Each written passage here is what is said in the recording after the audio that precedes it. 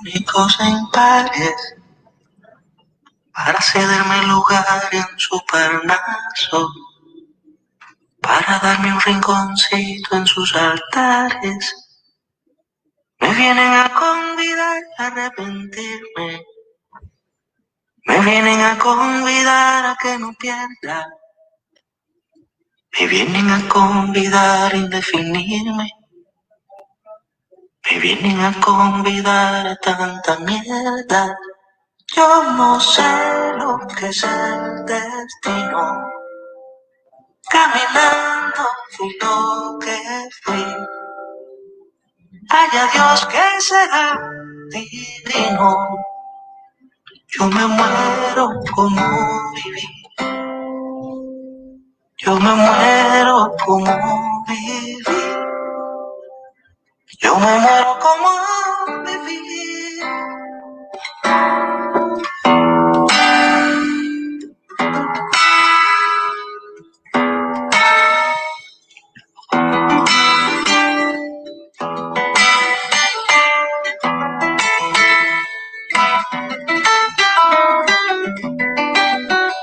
Yo quiero seguir jugando a lo perdido. Yo quiero ser a la zurda más que diestro. Yo quiero hacer un congreso de lunero. Yo quiero besar a fondo un amigo nuestro. Dirán que pasó de moda la locura. Dirán que la gente es mala y no merece. Yo partiré soñando travesuras. ¿Acaso multiplicar para 6 veces? Yo no sé lo que es el destino.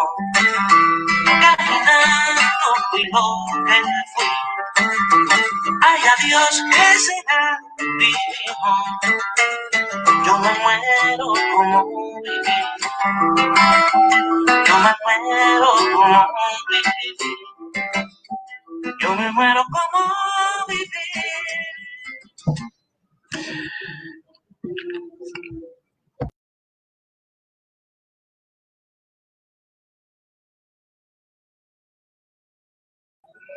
Hola, ¿cómo están? Buenas noches. Gracias por acompañarnos otra vez. Gracias a todos los que se han integrado.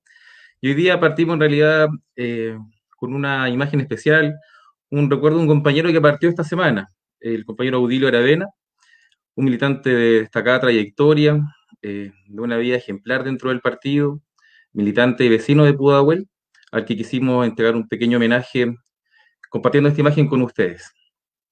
Así que un saludo y un minuto de silencio para el compañero Audilio Aravena, ¿no? En Pudahuel él fue parte de un programa radial en la radio Araucaria que se llamaba Los que hicieron y hacen patria, junto a Sergio Cifuentes.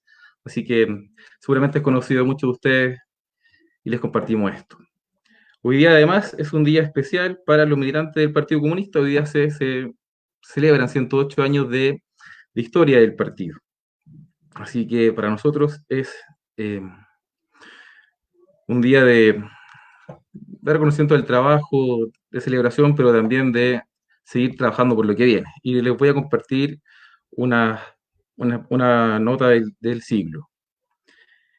De Lautaro Carmona, secretario general del Partido Comunista, del año 1912. 5 años después de la masacre de obreros salitreros y sus familias en Iquique, por decisión de una treintena de esclarecidos liderazgos encabezados por Luis Emilio Recabarren y Teresa Flores, nace el Partido Obrero Socialista. Testimonia para siempre la raigambre del partido en la clase trabajadora. En su programa fundacional plantea, entre otros propósitos, luchar por la emancipación total de la humanidad, construir la sociedad en que trabajadores sean dueños del fruto de su trabajo, luchar por una sociedad de personas honradas, inteligentes, libres e iguales. Desde ese momento, la política del Partido Comunista se consagra en la lucha por las causas democráticas más nobles y libertarias, con contenido de justicia social, por derechos de quienes viven de su fuerza de trabajo, en la perspectiva de conquistar una mayor y justa calidad de vida para trabajadores y sus familias. Pone el desarrollo pleno del ser humano como la centralidad principal de su actividad y lucha. Si examinamos con rigor la realidad de hoy, confirmamos que los principios pragmáticos fundacionales siguen vigentes en una sociedad dividida, en clases sociales con intereses antagónicos, donde el capitalismo neoliberal agudiza con un salvajismo inhumano la contradicción entre el capital y trabajo. Vivimos una época y en un país en que el sistema se sostiene sobre la base de explotación a extremos no conocidos. Eso está en la base de la alarmante brecha de la desigualdad con tasas de concentración de la riqueza en un puñado y masas mayoritarias sin derechos, viviendo bajo la línea de la pobreza. Aquí radica lo esencial que explica la vigencia vital del Partido Comunista como un partido político vinculado a los intereses de la clase trabajadora. Más de un siglo de vida testimonian la consagración hasta la propia vida de su militancia, hombres y mujeres de consecuencia total. Son muchos los comunistas heroínas y héroes del pueblo por su entrega a las luchas por mayores derechos políticos, económicos y sociales, con la perspectiva de una sociedad más democrática y con justicia social. Los últimos 50 años han exigido toda nuestra intensidad como seres humanos para abordar el cumplimiento de nuestros compromisos con la historia y el pueblo. Vivimos el proceso a favor de profundos cambios que llevaron a la victoria del proyecto de la UP encabezado por Salvador Allende.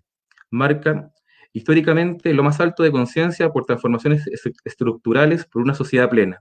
Se abre paso a una revolución democrática con perspectiva socialista. A la derecha chilena y el imperialismo ven amenazados sus intereses y recurren a las expresiones más sanguinarias. Con el golpe, imponen el terrorismo de Estado en el marco de la criminal doctrina de guerra interna contra el pueblo. Llevan adelante la contrarrevolución que impone a sangre y fuego el sistema neoliberal dominante hasta hoy. Desde el primer día tuvimos conciencia del carácter fascista del golpe.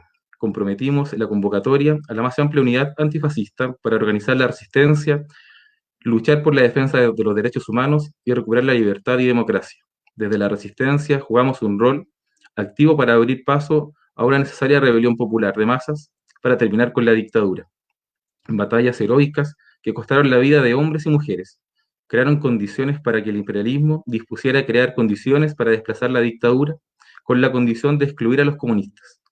Hemos asumido los desafíos y los compromisos en la interminable transición para superar el sistema que instaló la dictadura, en las luchas para enfrentar las consecuencias de las políticas neoliberales. Hoy celebramos un nuevo aniversario en un tiempo histórico, caracterizado por una pandemia sanitaria con alcances desconocidos, que con el tratamiento del gobierno suma más contagios y víctimas fatales y agrega una pandemia de salud mental.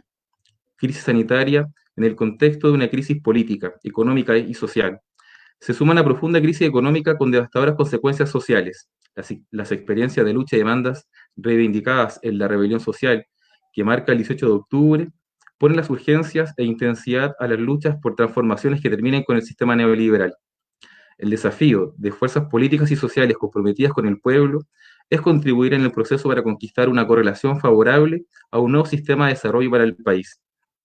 Este tiene que luchar hasta conquistar una nueva constitución para Chile, establecer el derecho al trabajo digno con un salario justo, lograr un Estado plurinacional con Congreso unicameral, descentralizado, con regionalización, que acerca el poder a la base, instituciones, políticas con paridad de género y autoridades revocables por la soberanía popular, que se propone soberanía económica, incluyendo la nacionalización de la energía, del agua y de las riquezas naturales.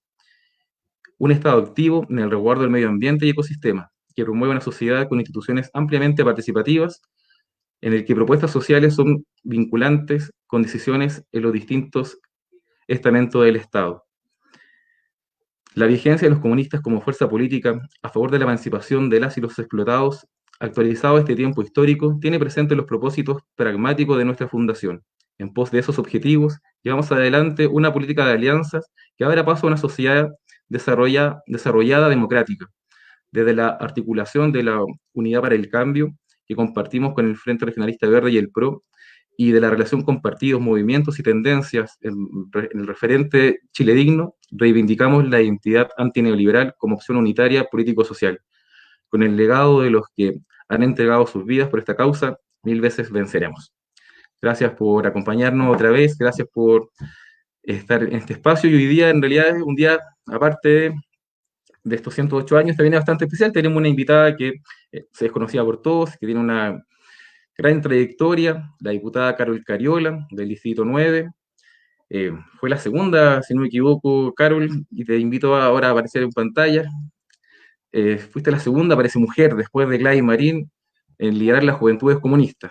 Hay varios proyectos de leyes que están, de las que tú eres partícipe y autora, y entre ellos uno de los últimos, la ley Gabriela, que sin duda es una importante causa a favor de las mujeres. Así que, Carol, muchas gracias por por acompañarnos en este espacio. Bueno, muchas gracias, Gonzalo, compañero, gusto de saludarte. Saludar a todos a todos y todas quienes nos están viendo. Y bueno, sí, efectivamente tuve el tremendo honor y a su vez la tremenda responsabilidad también de ser la segunda mujer en la historia de las juventudes comunistas de asumir el rol de secretaria general. La primera fue Gladys, como bien lo decías tú.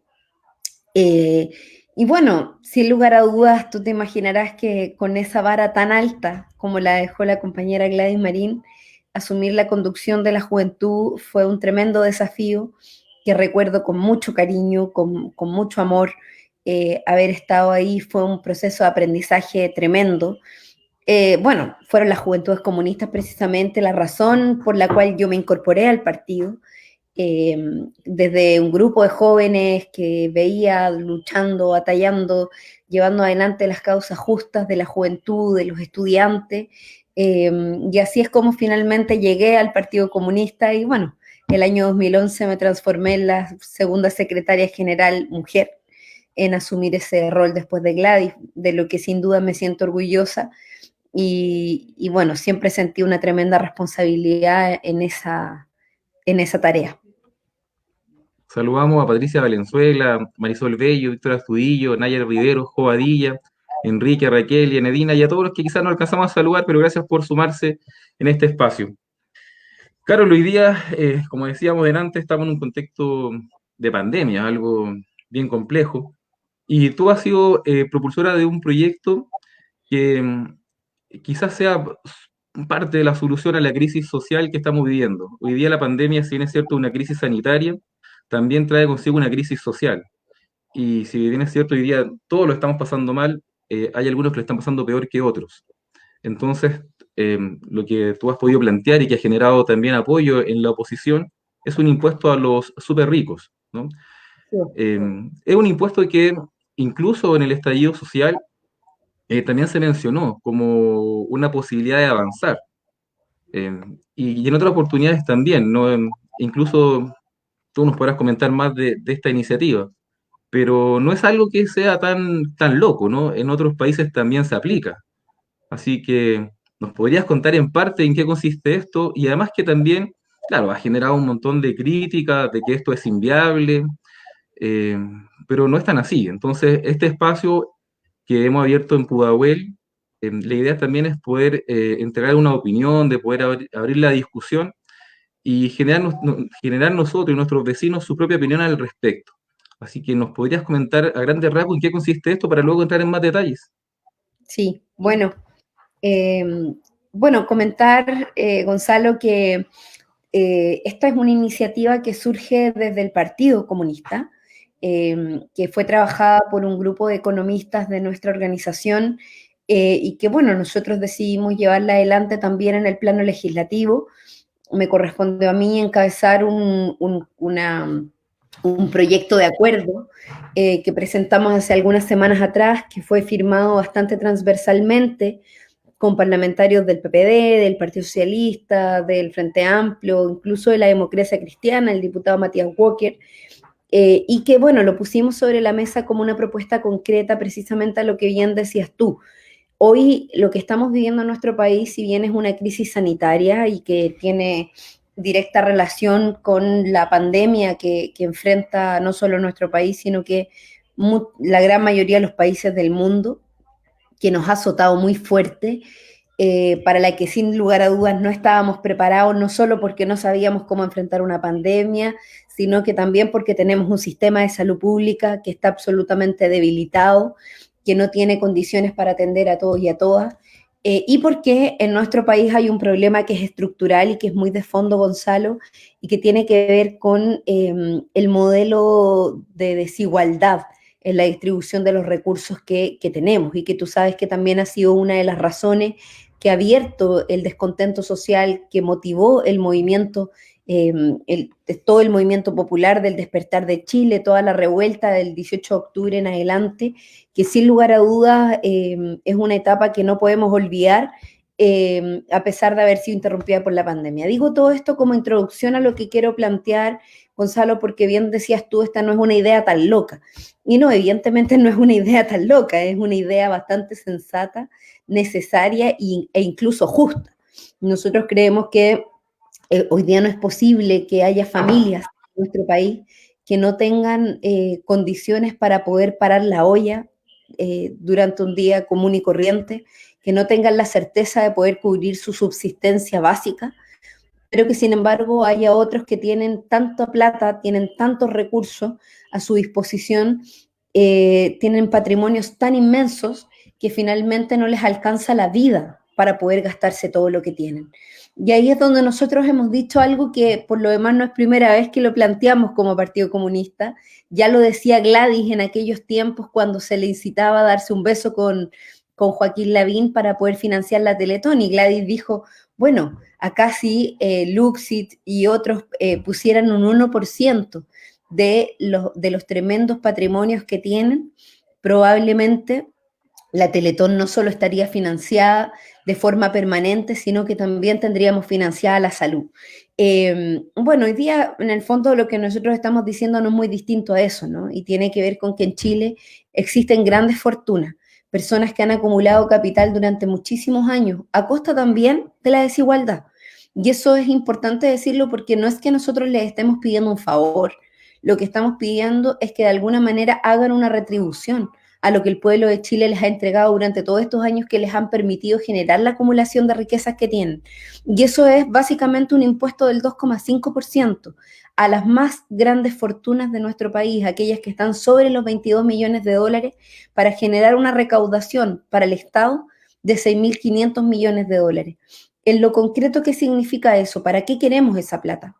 Bueno, la queremos precisamente para poder financiar lo que el gobierno dice que no hay plata para financiar, que es una renta básica de emergencia sobre la línea de la pobreza.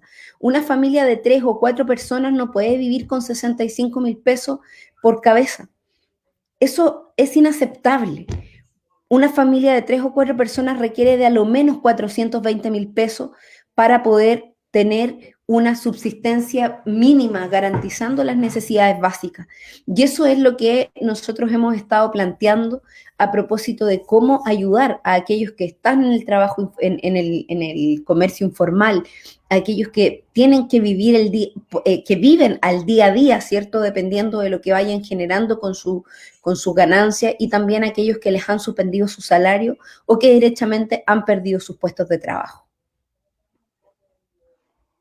Carol, hay otros países que tienen este impuesto al patrimonio, ¿no? De hecho, en otros países hace tiempo que se está aplicando. Si no me equivoco, Francia es uno de los que tiene las mayores tasas, parece, de esta recaudación. Así que no es algo insisto, no es algo que nazca de nosotros, que no sea viable, otros ya lo han aplicado.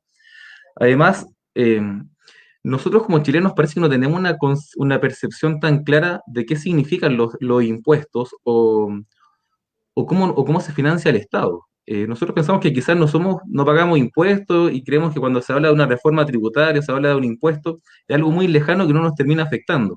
Pero en Chile, uno de los principales impuestos de recaudación es el IVA, y el IVA lo pagamos todos. Casi un, casi un 20, casi un 20% de nuestros ingresos lo pagamos en el IVA.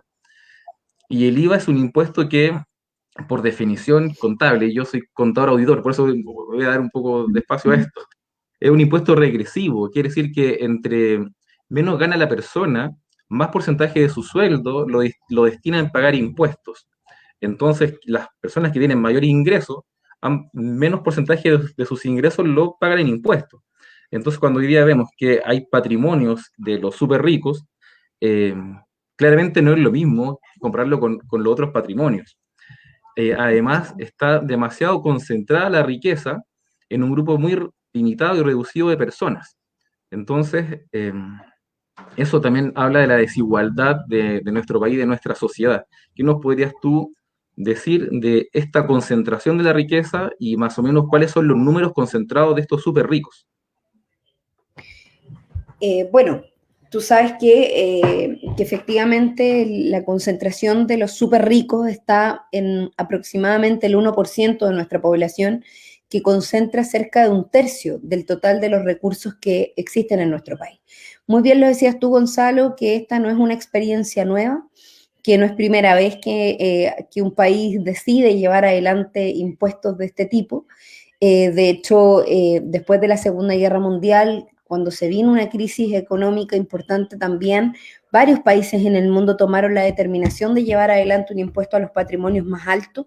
En España, en Francia, esto también es algo que se ha aplicado, no de forma permanente, pero sí en ciertas temporalidades. De hecho, particularmente también en España hubo un impuesto a los súper ricos hasta el año 2008 y después se retomó a propósito de la crisis el año 2011. También lo mismo en Francia, ¿no? Que tú muy bien lo decías, en que existe un impuesto al patrimonio, ¿cierto? Que tiene que ver con aquellas declaraciones de intereses o patrimonio de vivienda que estén sobre el 1.300.000 euros. Y así, bueno, hay distintos criterios en los cuales distintos países han ido tomando acciones en esta dirección. De hecho, es más, en la Unión Europea hoy día se está discutiendo sobre la posibilidad de establecer un impuesto al patrimonio de las grandes fortunas, no solo de manera temporal, por una sola vez, como lo hemos planteado en Chile, sino que de forma permanente, incluso hasta por 10 años han hablado ellos, para poder equilibrar de alguna manera el tema de la desigualdad, que es uno de los cánceres más terribles, ¿cierto?, que ha dejado este modelo, el modelo neoliberal. O sea, en eso se basa el neoliberalismo, en generar desigualdad, en empobrecer a las mayorías y en enriquecer a una minoría concentrada en el 1%, que es lo que conversábamos recién. Entonces, creo que, insisto, este no es un tema nuevo, no es un tema que se nos haya ocurrido a nosotros por primera vez, que nunca haya ocurrido antes. Esto existe en nuestros países, ha existido en otros momentos, ha servido para superar crisis económicas importantes y nosotros creemos que en Chile hoy es necesario más que nunca. Hay familias que lo están pasando mal, que tal como te decía recién, no tienen claro si van a tener condiciones de subsistencia durante la semana que viene o incluso al día siguiente, si van a poder alimentarse, no tienen seguridad de que van a recibir una ayuda del Estado. ¿Y cómo ha canalizado el Estado esa ayuda? A través de cajas de mercadería que por lo demás tienen un costo que no se condice con lo que se ve reflejado dentro de la caja. Eso ha sido un cuestionamiento, pero además nosotros decimos, bueno, ¿y por qué no quisieron escuchar? Cuando la oposición le dijimos en el Parlamento que los 65.000 pesos que estaban debajo de la línea de la pobreza eran completamente insuficientes para poder sostener una familia y que lo que había que hacer era inyectar más recursos. ¿Por qué, si esos recursos estaban, no se los inyectaron a las familias que más lo necesitaban? Eso me pregunto yo. ¿Por qué? Y hoy día, lamentablemente, Gonzalo, nos damos cuenta que la respuesta es que pareciera ser que en vez de facilitarles el acceso a esos recursos que por lo demás hubiese ayudado a dinamizar la economía local, me refiero al negocio de la esquina, a la feria o a los pequeños y medianos emprendedores y pequeños y medianos empresarios que requieren también de una movilidad económica, les están comprando la mercadería a los grandes supermercados, al retail, que estamos acostumbrados, ¿cierto?, a que se favorezcan esos sectores, pero por otro lado, también, y en esto no quiero perder la idea de decir que es muy lamentable ver que en realidad el objetivo, en vez de facilitarle el acceso a una necesidad básica a las familias, era ir a sacarse fotos. Lo indigno que ha sido ver cómo llegan 10, 4, 5, 6 o 7 personas a la casa de un habitante, de una persona de las comunas más populares, a dejarle la caja con una GoPro arriba de la caja de mercadería, como lo hizo la ministra de la Mujer. A mí me parece que eso es indigno, que eso no contribuye realmente al rol que tiene que jugar el Estado en un estado, el Estado de Chile en un estado de catástrofe como el que estamos viviendo, que es una pandemia que requiere, además de que los chilenos y chilenas, que tal como dices tú, pagamos tantos impuestos a través del IVA y otros impuestos también que recaen en las grandes mayorías, pero que sin embargo benefician a una pequeña minoría, finalmente tengan un aporte y un apoyo real por parte del Estado para poder superar este momento tan complejo, tan difícil y tan doloroso que es la pandemia y todas sus consecuencias, que como decías tú, no solo son sanitarias, donde hemos tenido que el costo de vida, sino que también son consecuencias económicas, sociales, incluso alimentarias. Carol, harto se discutió del ingreso familiar y que era aparentemente la solución para ayudar a las familias a enfrentar esta crisis. Pero luego cuando se empieza a aplicar la ley y los chilenos y los vecinos pueden eh, empezar a postular, se dan cuenta de que había mucha letra chica al respecto, de que había que tener registro social de hogares, por ejemplo, y de que hay un gran universo de personas que no tenían este registro social de hogares, entonces, y que perdieron su trabajo, y hoy día se dan cuenta que requerían de este instrumento para poder tener algunos beneficios del Estado. Entonces, muchos de ellos no han podido acceder. Entonces, la verdad es que eso ha, y no sé si, yo creo que una letra chica finalmente, pero que ha impedido entregar estos beneficios. Hoy día, ¿cómo se podría materializar? La propuesta habla de la recaudación, pero si se materializa, ¿cómo se distribuye? Yo te he escuchado que son cerca de 4 millones de personas las beneficiadas. ¿Quiénes son? ¿Son los grupos más vulnerables? ¿Son personas que no estaban contempladas ahí? Si esto se lograra hacer, ¿a quién beneficia? Bueno, nosotros en la propuesta que hemos presentado hemos hablado del 80% de la población. Ese 80% incorpora un sector que no ha recibido ningún tipo de ayuda, que es la mal llamada clase media, como tú sabes, ¿no? Que son aquellos que hoy día están endeudados, familias que muchas veces tienen que pagar por la salud, por la educación, familias que incluso han tenido un cambio radical de situación, donde siempre es bueno y es saludable hacer el registro social de hogares. Pero hay familias que no tienen el registro social de hogares y que han tenido un cambio de situación muy concreto. A través de los municipios. Los municipios, por ejemplo, tienen la capacidad de reconocer dónde está la verdadera necesidad. De hecho, a partir de eso es que también la tarea de la distribución, por ejemplo, de las cajas familiares, se le han entregado a las personas que más lo necesitan a través de los municipios, no con una focalización a través del registro social de hogares, sino que también en red con las organizaciones sociales, en red con la realidad local, que no necesariamente está reflejada en los registros que tiene el Ministerio de Desarrollo Social en este momento a través del registro social de hogares. Entonces, en eso por lo menos nosotros lo que hemos hablado, Gonzalo, es poder mirar a ese 80% de la población en su totalidad que tiene condiciones de, entre comillas, vulnerabilidad o cambio de situación. Perfecto. Carol, de los cuestionamientos de este proyecto tiene que ver con cómo calculamos la base. Esto, y que eso también podría afectar la inversión.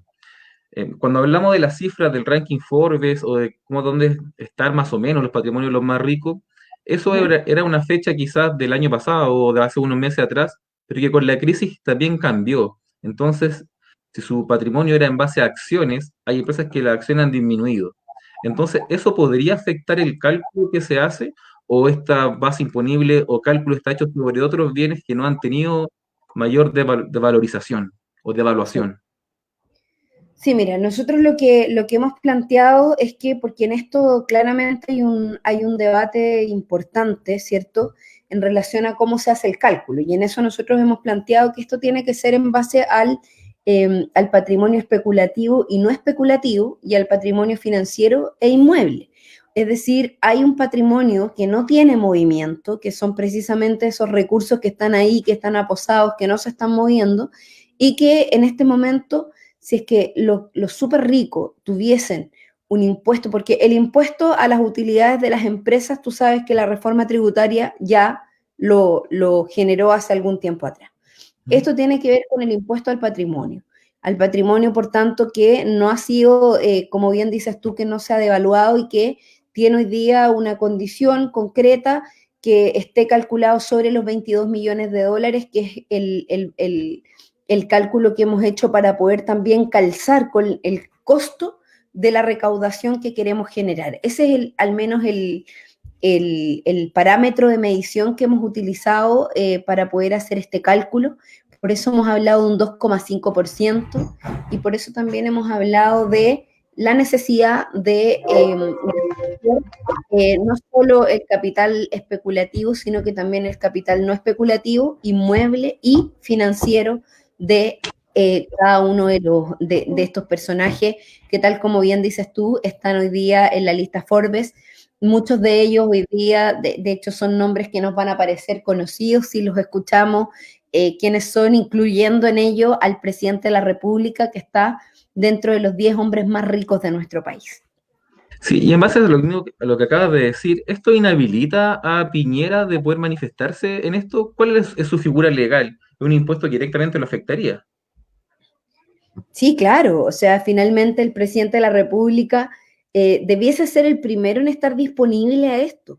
Si él sabe perfectamente cuál es la realidad de los chilenos, o debiera saberlo, yo esperaría que el presidente que es quien nos gobierna, no esté tan ajeno a la realidad, ¿cierto?, como lo está su ministro de Salud, que hace algunas semanas atrás decía que él no conocía y que por tanto se sorprendió con el nivel de hacinamiento y pobreza que viven hoy día muchos chilenos en sectores periféricos de nuestro país. O sea, si el ministro de Salud no sabe para quiénes está tomando decisiones, cuál es la realidad de los chilenos y chilenas, yo realmente espero que el presidente de la República sí tenga al menos un grado de conciencia de qué es lo que están viviendo los chilenos y chilenas en los territorios, en las calles, en las poblaciones, porque de lo contrario, difícilmente va a tener la conciencia de la importancia que tiene tomar una medida como esta y otras, porque nosotros no creemos que esta medida por sí sola va a resolver los problemas de la crisis.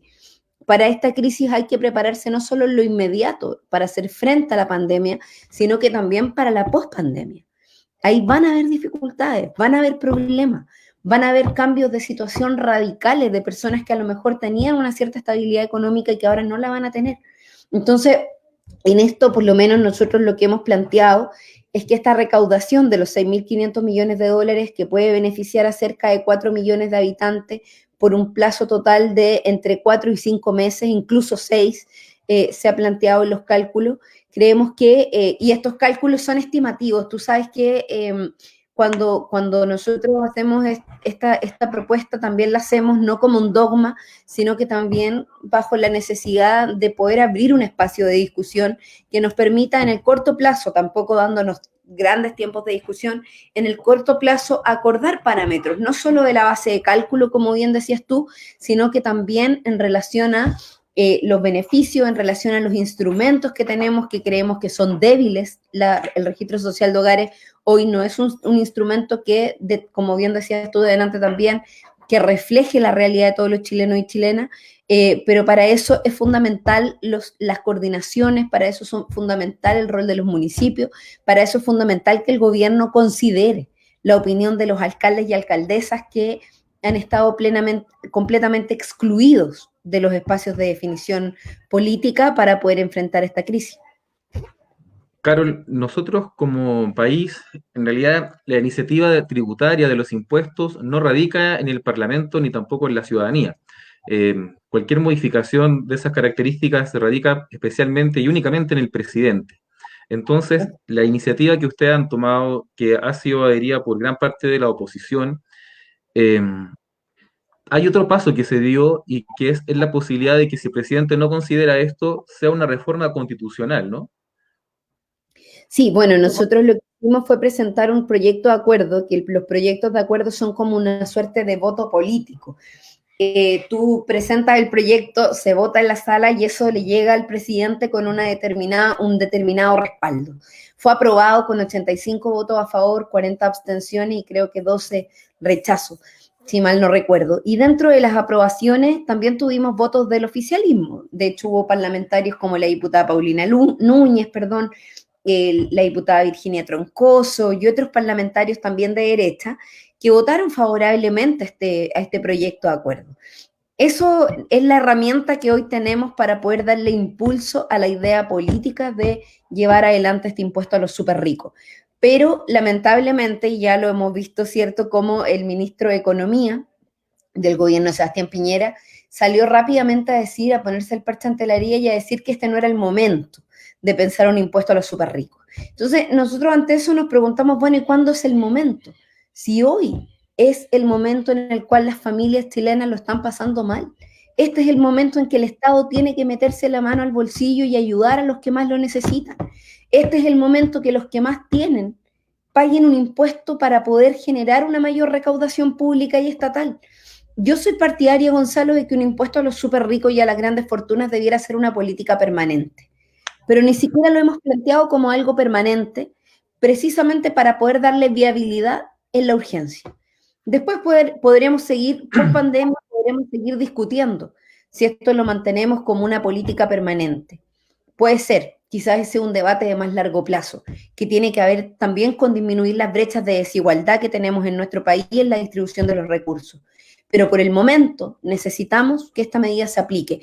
Y ante la respuesta del ministro de Economía, que dice que no es el momento, es que tomamos la decisión de llevar adelante una reforma constitucional, que es lo único que nos permite la Constitución. Reformarla a través de modificaciones legales que tienen altos quórum de votación, pero que sin embargo es lo único que nos permite la admisibilidad de una discusión de este tipo en el Parlamento vía ley. Es decir, de otra manera, haciendo una reforma tributaria, no podríamos, porque, tal como lo decías tú recién, eso es iniciativa exclusiva del presidente de la República. Que pareciera ser que, a pesar de que está involucrado, vinculado y que tiene conflictos de interés con el tema, porque es uno de los 10 hombres más ricos de este país, junto con varios de sus amigos, los Polman, los Luxis, los Mate y otros más que finalmente son los que ostentan estos grandes capitales, no de la manera más limpia, y hay que decirlo, por lo menos en el caso de Sebastián Piñera, todos le conocemos su historial con el Banco de Talca, todos le conocemos su historial de enriquecimiento durante la dictadura militar, en fin. O sea, creo que hoy es el momento, y el presidente, siendo presidente de la República, debiese ser el primero en dar el ejemplo y decir, aquí estamos a disposición de avanzar en que los que tienen el privilegio de tener tanto, pero tanto dinero que no les alcanza la vida para gastárselo, ni siquiera las generaciones que alcancen a conocer, se pongan un poco para que los que están pasando hambre hoy día tengan al menos un mínimo de dignidad que les permita sustentarse en elementos que son básicos, porque con una renta de emergencia de 420.000 pesos para una familia de 3 o 4 personas, tampoco es que les vamos a solucionar completamente la vida a las familias, pero para una familia que hoy día no tiene nada, esa ayuda es fundamental. Revisando la prensa, Carol, a los pocos días del estallido social, Luxic dijo de que era el momento de pagar la cuenta entre todos. Y ellos ya se habían abierto a la posibilidad de este impuesto a los súper ricos. Entonces sorprende que hoy día, que a los pocos días del estallido social sí era el momento de discutirlo, y que hoy día, cuando de verdad se necesita más que nunca, hoy día no es el momento. Entonces parece que el momento nunca llega. Mira, hay un comentario que nos hace Margarita Valenzuela y que tiene que ver con, en resumen, con que hay pequeños negocios que hoy día no están vendiendo, que hoy día no tienen trabajo, que hay gran cantidad de cesantía. Tú lo mencionaste en antes, y para poder terminar con esto del impuesto y pasar a otro tema, esto no afecta la economía, sino que hace que haya una distribución y finalmente va a fomentar el gasto, ¿no? Cuando tú le entregas esta plata a las personas, esa plata no se la van a poder guardar, se la van a tener, la van a gastar, porque para eso es. Y eso va a permitir entonces generar también un dinamismo en la economía de los negocios de barrio, y no solamente de las grandes tiendas o supermercados, que son los que han podido vender hoy día las cajas que el gobierno ha querido entregar. Así que yo creo Así que es. Un elemento fundamental, Gonzalo, que tiene que ver precisamente con uno de los argumentos en contra que han utilizado aquellos que no quieren dar paso a esta medida, ¿cierto? Que dicen que no estamos, que no es el momento, que dicen que esto va a generar que los capitales que están invertidos en Chile se vayan del país, etcétera, o que esto puede generar problemas o constipación en la economía. A ver, la economía ya está constipada, tiene problemas, y esto es a raíz, ¿cierto?, de una situación que es bastante concreta y que tiene que ver con que el gobierno de Chile tomó una decisión de llevar adelante una estrategia para afrontar la pandemia que es brutalmente inhumana. Es una decisión de ir detrás de la enfermedad en vez de haberse puesto por delante, es decir, de haber prevenido lo que había que prevenir. Entonces, y me refiero a los contagios, sobre todo aquellos sectores que hoy día son los más golpeados con esta situación, que son los sectores populares. Sin embargo, cuando nosotros decimos que hay que efectivamente generar una redistribución de los recursos y que en esta oportunidad es un momento muy fundamental para poder hacerlo, también lo hacemos pensando en reactivar la economía del país, porque tal como lo dices tú, si las personas reciben un ingreso, tienen cómo gastarlo. Si eso se gasta, finalmente hay compra y venta. Al haber compra y venta, hay dinamismo de la economía. Si las personas no tienen plata, no tienen cómo gastarse, no tienen cómo comprar, cómo consumir, y al no haber consumo, tampoco las grandes empresas o las economías locales, los negocios de barrio, los supermercados, la vega o distintos otros mecanismos de abastecimiento se van a poder sustentar. Y eso sí que va a tener un costo en la economía, porque al haber suspensión de los salarios, al haber al aumentar a tal nivel la cesantía como ha aumentado, tú sabes que se entregaron 299.000 cartas de despido a los 2 meses de iniciar la pandemia. Entonces, mientras todavía no había leyes que hicieran protección. Por ahí tú leías a la señora Margarita que además decía que solo se habla, pero que en realidad no se hace nada, que, bueno, yo la entiendo a ella muchísimo en su grado de frustración, porque evidentemente es frustrante. Y no te quepa duda, Margarita, y le hablo a quien nos está leyendo y escribiendo, eh, que no te quepa duda de que los esfuerzos por avanzar en propuestas reales, concretas, que ayuden a nuestra gente, las hemos hecho, los hemos hecho.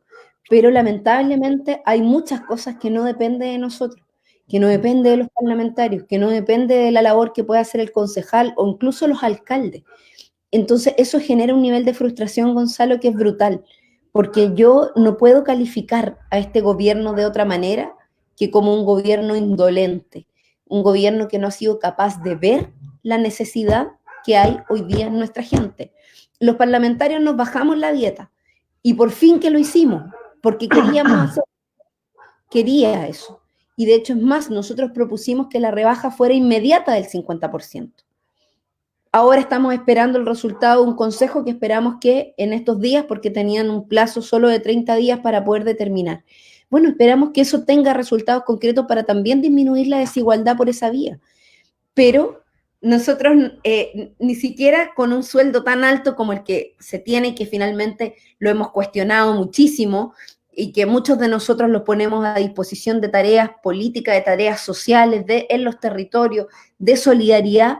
Bueno, hay otros que no, y eso genera una tremenda molestia y desigualdad, pero quiero decir que frente a esa realidad, bueno, nosotros ya dimos un paso, y lamentablemente ese paso no basta solo en este segmento pequeño de la población, que son los representantes públicos, ministros, alcaldes, parlamentarios, sino que los grandes empresarios de nuestro país que pueden llegar a tener sueldos de hasta 20 millones diarios, hay que mirarlos también, porque el nivel de desigualdad que tenemos en nuestro país es tan brutal que necesitamos atacarlo de verdad donde está el origen de esta desigualdad. Bueno, lo dijiste tú, o sea, el 1% de la población concentra un tercio de la riqueza del país. Carol, hay muchos dirigentes sociales que nos están viendo en este momento y nos han comentado en varias oportunidades que el registro social de hogares aumentó de un día para otro y sus condiciones no han cambiado nada. Yo sé que eso no depende ni de la municipalidad ni depende de ti, pero sí te dejo esa inquietud para que quizás pueda oficiar al Ministerio de Desarrollo Social, que pueda analizar qué fue lo que sucedió con estos aumentos del registro social de hogares. Y como ya te mencioné que hay muchos dirigentes viéndonos, tú también has planteado otra iniciativa y tiene que ver con los permisos de solidaridad para poder ejercer la solidaridad. En Pudahuel tenemos hoy día 21 ollas comunes, pero sin embargo no hay ni un permiso que autorice a salir de tu casa para poder entregar una ayuda social. ¿En qué consiste lo que tú has planteado? Bueno, mira, consiste básicamente, yo también soy representante, Gonzalo, como tú bien lo sabes, de zonas muy populares, Recoleta, Independencia, Conchalí, Huechuraba, Lo Prado, Cerro Navia, Quinta Normal y Renca. De hecho somos vecinos, estamos ahí al ladito de Renca, Pudahuel está cerca, pero bueno, nosotros tenemos claramente una situación que no está cubierta por, y ya lo decíamos, no quiero redundar en eso, pero lamentablemente hay que decirlo para poder visibilizarlo, que es que la ausencia del Estado en estas materias tanto en las necesidades económicas como alimentarias, ha obligado a tener que llevar adelante acciones de solidaridad concretas por parte de los propios vecinos y vecinas, organizaciones autogestionadas. Nosotros creamos una red de solidaridad en el Distrito 9, con la cual estamos vinculados, más de 140 organizaciones con las que estamos trabajando, que decidimos llevar adelante esta iniciativa, incluido en ello el Organicemos Dignidad, que fue la plataforma desde la cual, junto con las Juventudes Comunistas, decidimos llevar adelante este proyecto de ley, porque creemos que no es posible que haya permisos para los empresarios, tienen permisos, incluso los trabajadores que están poniéndose en riesgo, muchas veces obligados a ir a su trabajo, a pesar del riesgo que significa, sin ser materias estratégicas, en fin. O sea, hay una serie de permisos, pero cuando se trata de la solidaridad, cuando se trata de una persona que necesita salir a comer a una olla común porque no tiene cómo alimentarse, ahí no hay ningún permiso vigente en la comisaría virtual ni en ninguna otra parte. Entonces, ¿qué es lo que nosotros hemos dicho? No puede ser que una persona que necesita algo tan vital como salir a alimentarse a una olla común que queda 2 o 3 casas más allá, sea detenido o sea multado o multada por esa situación. O que aquellos grupos de solidaridad, juntas de vecinos, organizaciones sociales, ONG, que se han reunido, que nos hemos reunido, yo soy parte también de algunas de ellas, que hemos estado respaldando, apoyando con recursos, con transporte, con distintas iniciativas, corran el riesgo de que por salir a ayudar a quienes más lo necesitan, adultos mayores que no pueden salir de su casa para comprar, adultos mayores que necesitan que les lleven un plato de comida, personas que requieren de una caja de mercadería y que por tanto se están haciendo estos centros de acopio de mercadería, y ahí los invito a hacerse parte también de esta red solidaria que hemos levantado, porque nos interesa que en esta premisa de que el pueblo ayuda al pueblo, no salgan perjudicados los que tienen la disposición de ayudar, no desde la caridad, sino que desde la solidaridad, que son conceptos distintos. Y ahí es donde yo quiero hacer un punto. El pueblo hace solidaridad cuando se saca de un bolsillo para darle a otro, cuando se saca de la boca para darle de comer a otro. Sin embargo, si tú te das cuenta, lo que hace el señor Luxic, que tú lo mencionabas delante, cuando él decía que había estado disponible en el estallido social a establecer una lógica distinta, y que ahora, como se dieron cuenta que la pandemia llegó, el estallido social quedó medio, el tema de la movilización social quedó un poquito detenido, te dicen, bueno, este no es el momento, pero sin embargo sí ayudan ¿con qué? Con caridad. Donan una cantidad de canastas familiares, eso, y se van y se sacan fotos y le sacan fotos a la gente, y más encima generan con eso toda una campaña y una propaganda que a mí me parece que no es digna y que me parece muy cuestionable, porque acá se están haciendo cosas, y aquí hay gente que pregunta, bueno, ¿y qué están haciendo ustedes? Bueno, estamos haciendo muchas cosas, pero no estamos sacándole fotos a la gente a la que estamos ayudando, porque creemos que eso no corresponde, no es la forma. Acá ayudar, solidarizar, es una necesidad y tenemos que hacerlo entre todos, pero de forma discreta, no con cámaras fotográficas encima, como lo hizo la ministra de Vivienda, o como lo han hecho algunos empresarios que han salido a la calle a generar donaciones de alimentos, cuando en realidad lo que la gente necesita es dinero para poder subsistir, para pagar sus cuentas, para poder tener cubiertas sus necesidades básicas, y por tanto quedarse con tranquilidad en sus casas, aquellos que tienen casa, porque también hay algunos que no la tienen y que han dicho, bueno, estamos tan hacinados, tenemos tantos problemas, nos piden quedarnos en casa y nosotros no tenemos casa, y el Ministerio de Vivienda más encima se le ocurre bajar en un 25% el presupuesto del Ministerio de Vivienda. Bueno, esas son las contradicciones en las que nosotros nos vemos habitualmente, y que es tan, pero tan difícil poder sobrellevarlas en medio de una necesidad tan compleja. Por eso es que este proyecto de ley es tan importante, Gonzalo, porque resguarda a quienes solidarizan, a quienes llevan adelante esta iniciativa y a quienes las necesitan de tener multa. Ahora, siempre el llamado es con responsabilidad, a no abusar, a cuidarnos, a tomar todas las medidas sanitarias que sean necesarias para poder protegernos, porque tampoco se trata de que las iniciativas solidarias se transformen en vectores de contagio. Así es. Bueno, también nosotros como Partido Comunista en la comuna hemos podido iniciar campañas solidarias para ayudar a algunas ollas comunes que están haciendo comida todos los días. Hay algunas que están un par de días a la semana, pero hay otro par que está funcionando todos los días. Así que invitamos a los vecinos a que se puedan sumar a esta campaña que hemos difundido en las redes sociales. Carlos, sé que te tienes que ir, pero no puedo no preguntarte la, tu opinión respecto de la ley que se terminó votando ayer en la Cámara, que tiene que ver con la renovación de los cargos políticos en todo nivel, donde le pone límite a las reelecciones. Tú eres parte de la renovación de la política junto con otros y otros diputados. Así que, ¿qué podemos esperar de esta ley? Sí. Bueno, la ley fue promulgada el día de ayer, es una ley que pone un límite máximo de 3 reelecciones, o 3 elecciones más bien, de los diputados y 2 de los senadores. Tú sabes que hay senadores y hay diputados que llevan 30 años en el Congreso. No es el caso nuestro como Partido Comunista, nosotros no tenemos ningún parlamentario que haya tenido más de 2 reelecciones, todos tienen máximo 2 reelecciones. Y bueno, lo que hemos dicho básicamente es que la política necesita de procesos de renovación. Y eso es algo que se viene planteando hace mucho tiempo.